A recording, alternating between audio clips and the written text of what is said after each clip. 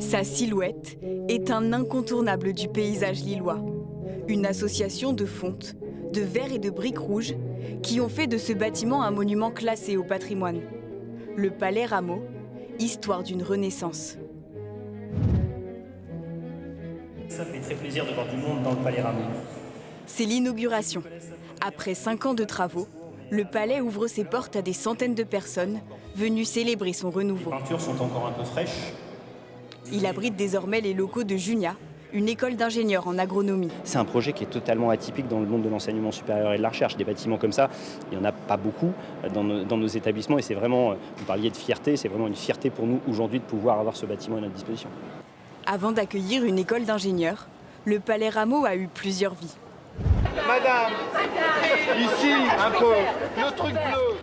Il a accueilli une vente d'objets d'antiquité en 2000, les championnats d'Europe de billard en 97, quelques vide dressing ou encore le salon de la basse-cour en 2002.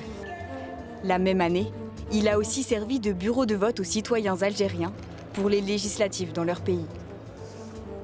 Pourtant, à l'origine, le palais devait servir à toute autre chose. Cette historienne est l'une des spécialistes du palais.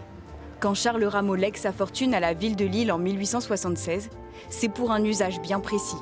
La donation de Charles Rameau était au départ pour un palais d'horticulture, avec des manifestations régulières, avec la Société d'horticulture. Chaque année avaient lieu des grandes expositions horticoles qui réunissaient des exposants des pays alentours, puisqu'en fait il y a une passion pour l'horticulture en Belgique, aux Pays-Bas, en Angleterre. Donc le nord de la France aussi est touché par cet engouement. Mais avec le temps, le palais se dégrade. Dans les années 60, c'est presque une ruine. La verrière est délabrée. Alors quand en 2015, l'école d'ingénieurs propose à la ville d'investir les lieux, celle-ci accepte. C'est le début d'une longue période de travaux. 24 millions d'euros pour une restauration qui relève du défi.